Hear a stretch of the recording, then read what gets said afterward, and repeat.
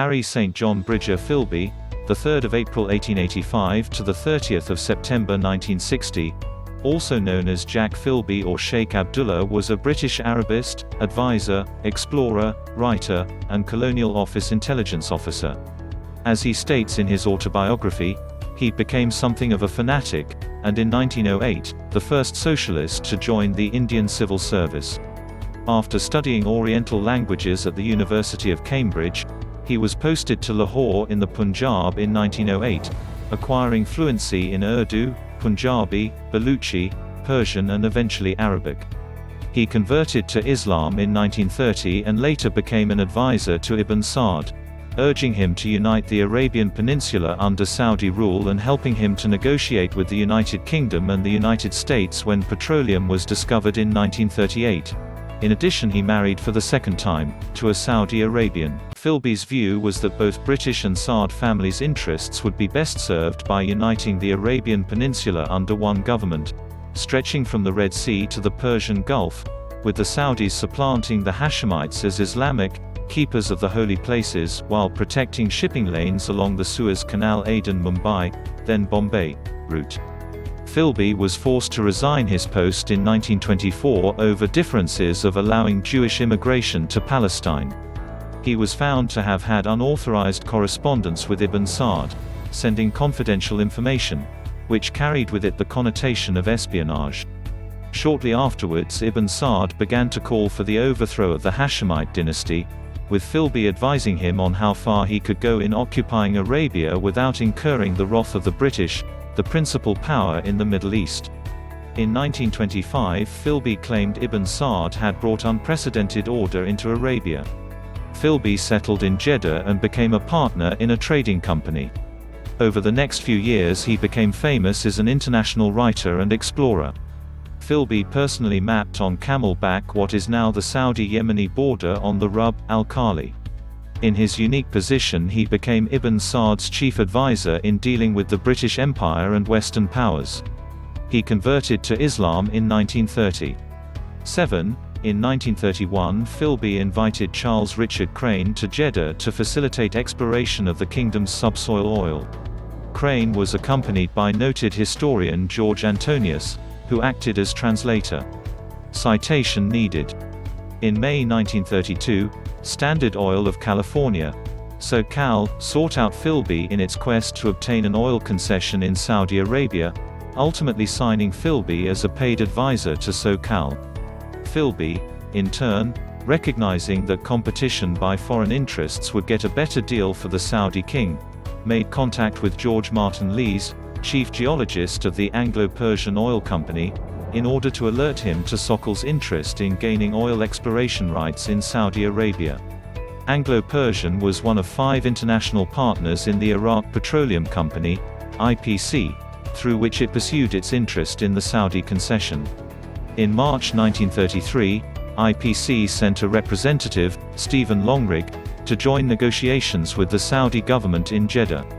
However, Philby's primary loyalty was to the Saudi king and, although he was being paid by SoCal, he kept the arrangement a secret from Longrig. In May 1933, IPC instructed Longrig to withdraw from Jeddah, leaving SoCal free to conclude negotiations with the Saudi Arabia for a 60-year contract to obtain the exclusive concession for exploration and extraction of oil in the Al-Hassa region along the Persian Gulf. 8. By 1934, in an effort to safeguard the port of Aden, Britain had no fewer than 1,400 peace treaties with the various tribal rulers of the hinterlands of what became Yemen. Philby undermined British influence in the region, however, by facilitating the entry of United States commercial interests, followed by a political alliance between the US and the Saud dynasty. In 1936, SoCal and Texaco pooled their assets together into what later became Aramco, Arabian American Oil Company. The United States Department of State describes Aramco as the richest commercial prize in the history of the planet. 9. Philby represented Saudi interests. In 1937, when the Spanish Civil War broke out, Philby arranged for his son, Kim Philby, to become a war correspondent for the Times. The Philby Legacy. In his post-colonial assessments of British imperialism, Christopher Hitchens highlighted the contribution that Philby and his circle made to the manufacture of illusions regarding the nature of British policy towards the Arab world. What John Churchill, Viscount Peel, then Colonial Secretary, told Lord Carnarvon in 1925, as the pair sat round a map in the Colonial Office, was that the British government needed to assuage Arab fears of invasion, and in so doing had to recognise Philby himself would be baffled. At the heart of London, the seat of power of the world's foremost power, is the largest monument. It is a monument to a simple, greedy, imperial lie. Philby. As a spymaster, Philby began his career at MI6 in 1908. In 1921 he became the first British Arabist to join the Secret Intelligence Service, MI6. Between 1924 and 1932 he served with the Syrian legation in London. During this time he, along with the author and journalist Hugh Trevor Roper, developed a political outlook informed by socialism and anti-imperialism. In 1935 Philby resigned from MI6 to join the Arab Bureau of the Foreign Office, FIO. While working in the FIO, he used his Arabic language skills to gather intelligence on the Arab world. After his retirement from the FIO, he became a distinguished fellow and assistant keeper of the Oriental department at the British Museum, which he continued to support after leaving the FIO. The Philby legacy. Born into a wealthy family with strong British connections, he was at one time described as the most unusual case of an Englishman who grew up with every comfort and yet who went to live in one of the most hated countries in the world. Philby. As a spymaster, Military Intelligence Section B, MI6. When I left my first posting to become a confidential agent under cover of being a senior official of the Asiatic and African Department of the British Secret Service. Since the State Department, which was responsible for appointing my first post, had a policy of not allowing the appointment of persons likely to be expected to return to the United States after their tour of duty, the British government appointed me as a British resident to A&AAC. A&AAC was the technical division of MI6, responsible for liaising with agents in the field. The Philby legacy. The importance of the Philby legacy lies in its influence on several generations of students and foreign policy advisors.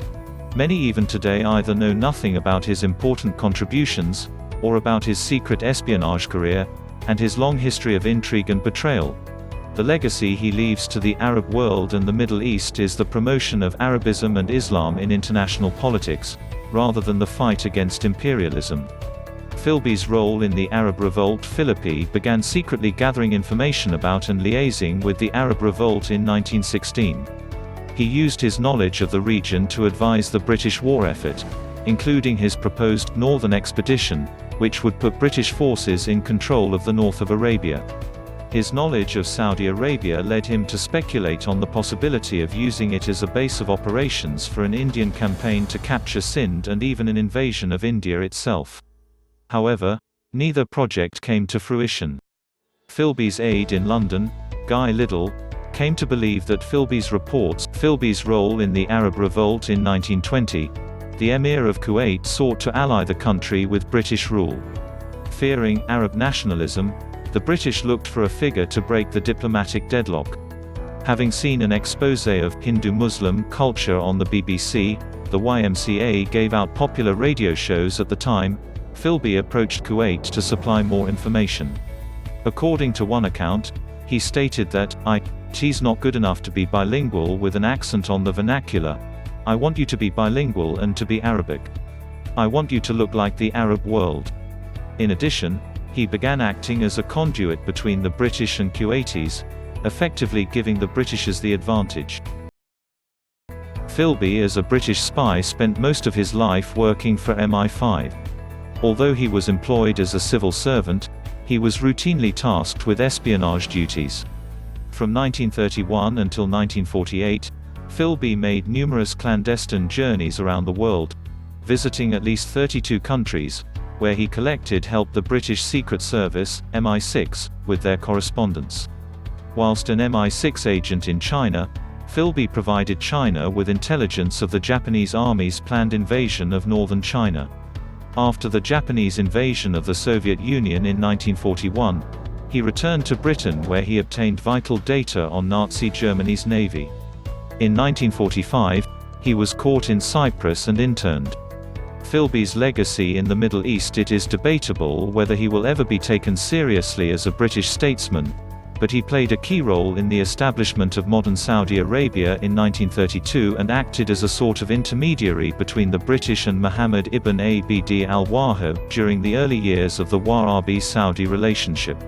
It was a mystery, however, why Philby was never sent back to England for questioning after his wife was murdered by a mysterious man in Pakistan in 1936. It would have been extremely embarrassing for British Foreign Office officials who had sent him there in the first place. The murder was one of those cases where we now know that intelligence was wrong, and then blown out of proportion, by those who were conducting the investigation. Philby's legacy in the Middle East. Philby maintained an interest in Arabs and Arabs-dominated political movements and post-colonial political structures for much of his life. His writings and politics are important for understanding modern Arab politics, the Iranian Revolution and Arab nationalism. They are discussed in Tawfiq Musaib's PhD, University of Exeter, Post-Colonial Arab Politics and Identity in the West. Philby's persistent and detailed description of the politics of the Middle East remained popular well after his death in 1960. He had great impact on the 1960s generation in Britain and the students of the region. Philby had a significant impact on the Arab students in Britain who went on to become well-known intellectuals, policymakers and social activists. Philby was the trailblazer for spies in general, starting the process that would lead to the successful use of strategic communication in warfare. Philby himself states in his autobiography, explaining his reasons for becoming a spy, "I wanted to understand the East and to help in the building of a better life for the natives and to meet the great men and their ideas and leaders." In other words, as a spy he realized that he was able to accomplish a great deal as a British intelligence agent in the Holy Land and later in Saudi Arabia. In the process, he became convinced that what the British Empire wanted was for the Arab people to have better lives.